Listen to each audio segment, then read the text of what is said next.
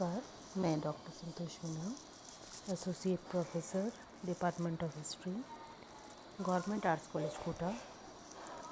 आज के इस व्याख्यान में आप सभी का स्वागत है। आज हम विश्व इतिहास का एक प्रमुख टॉपिक संयुक्त राष्ट्र संघ पर चर्चा करेंगे। संयुक्त राष्ट्र संघ की स्थापना। सर्वप्रथम हम जानेंगे कि इसको स्थापित करने की ज़रूरत क्यों पड़ी। द्वितीय विश्व युद्ध की विभीषिका से सभी राष्ट्र आतंकित थे। इस महायुद्ध ने विचारशील राजनीतिज्ञों को मानव जाति की रक्षा के लिए विश्व शांति और सुरक्षा को सुनिश्चित करने के लिए एक अंतर्राष्ट्रीय संगठन के निर्माण की आवश्यकता अनुभव कराई। पश्चिमी यूरोप व अमेरिका राष्ट्र संघ से भिन्न और श्रेष्ठ संगठन बनाना चाहते थे।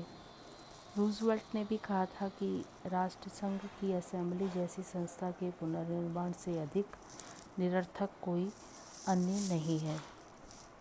संयुक्त राष्ट्र संघ के रूप में, जिसे भावी विश्व शांति का प्रहरी माना गया, एक नया अंतर्राष्ट्रीय शांति संगठन 24 अक्टूबर 1945 को अस्तित्व में आया। संयुक्त राष्ट्र संघ ही द्वितीय विश्व युद्ध का सर्वाधिक महत्वपूर्ण परिणाम और दीर्घस्थायी देन रहा। सर्वप्रथम संयुक्त राष्ट्र संघ की स्थापना।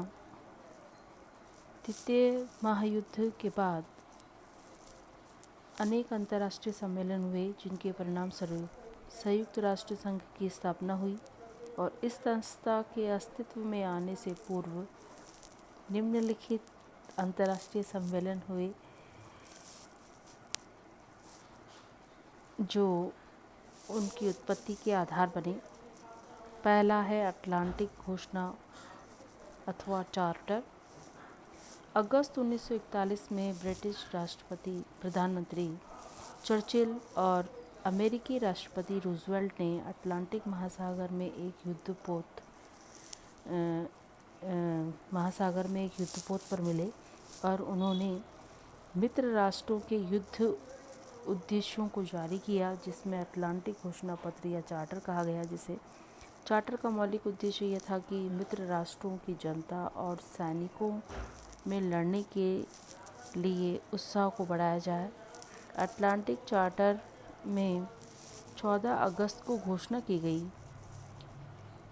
जिसमें निम्न बातें प्रमुख थी कि मित्र देश प्रादेशिक लाभ या अन्य किसी प्रकार की शक्ति वृद्धि नहीं करेंगे। वे संबंधित लोगों की इच्छाओं के प्रतिकूल कोई प्रादेशिक परिवर्तन भी नहीं चाहते। वे प्रत्येक राष्ट्र के अपनी सरकार का स्वरूप निर्धारित करने के अधिकार का सम्मान करते हैं। चौथा था कि वे चाहते हैं कि जिन राज्यों की सत्ता और स्वशासन के अधिकारों को बलपूर्वक छीना गया, उन्हें वापस मिला दिया जाए। वे नाजी अत्याचारों की उत्पत्ति के बाद विश्व में ऐसी शांति व्यवस्था स्थापित करना चाहते थे जिससे सभी राष्ट्रों को, चाहे वे छोटे हों या बड़े, चाहे विजित हों या विजेता, भय और मुक्ति से युद्ध से उन्हें मुक्ति मिले। शांति और सुरक्षा का आश्वासन भी उन्हें प्राप्त हो। इसके अलावा बल प्रयोग का त्याग वो कर देना चाहते थे।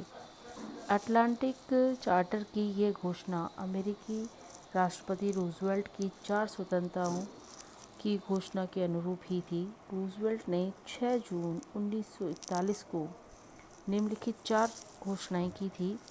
पहला था भाषण तथा अभिव्यक्ति की स्वतंत्रता। दूसरा था निजी विश्वास के अनुसार धार्मिक प्रार्थना की स्वतंत्रता। चौथा था अभाव, गरीबी और बेकारी से मुक्ति। फिर है भय से मुक्ति, निर्बल राष्ट्रों की सुरक्षा का आश्वासन। दूसरा है इसमें 1942 की घोषणा। धुरी राष्ट्रों के विरुद्ध संघर्ष करने वाले 21 राष्ट्रों ने, जिसमें प्रमुख थे अमेरिका, रूस, इंग्लैंड, फ्रांस, चीन, भारत आदि, और जनवरी 1942 में घोषणा पत्र जारी करके अटलांटिक चार्टर का इन्होंने समर्थन किया।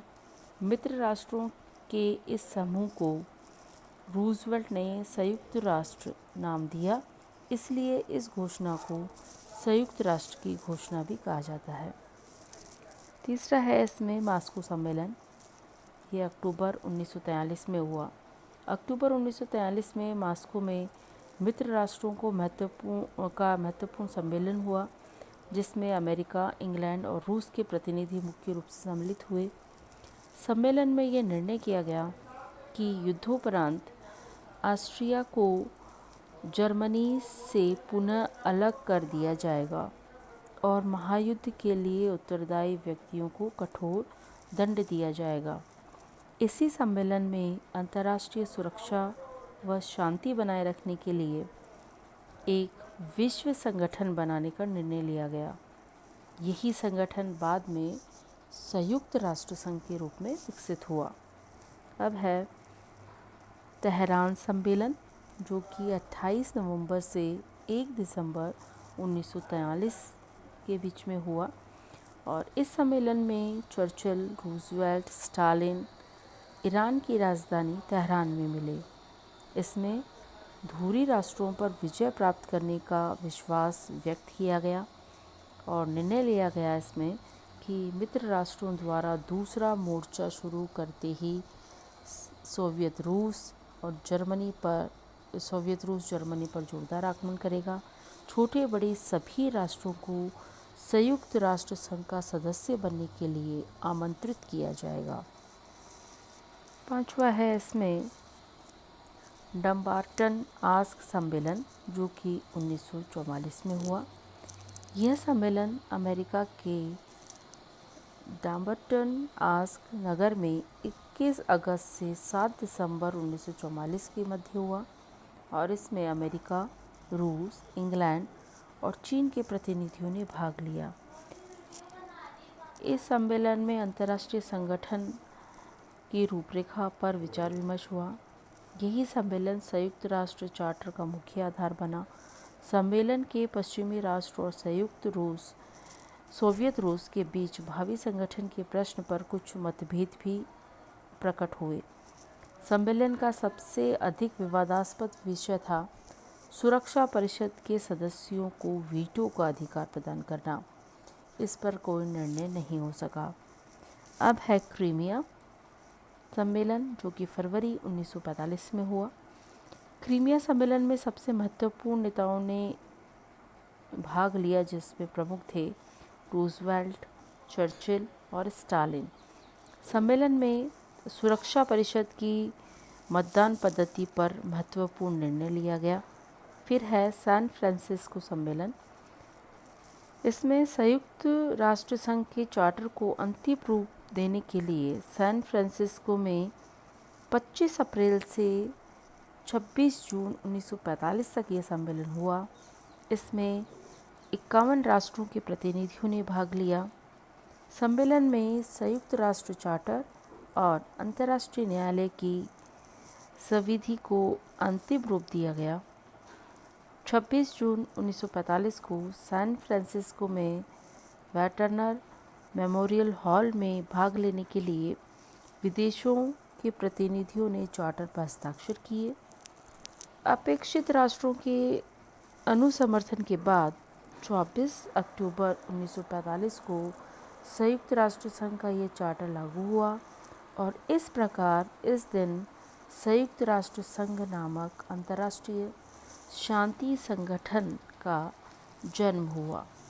इसीलिए 24 अक्टूबर समस्त विश्व में संयुक्त राष्ट्र दिवस के रूप में मनाया जाता है।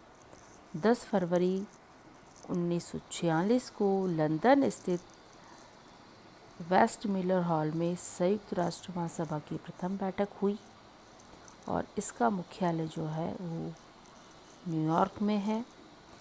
संयुक्त राष्ट्र संघ का ध्वज नीले रंग का है और इस पर विश्व का मानचित्र बना हुआ है और इस मानचित्र के दोनों ओर जैतून की शाखाएं हैं जो नीचे से जुड़ी हुई और ऊपर से जो है वो खुली हुई है।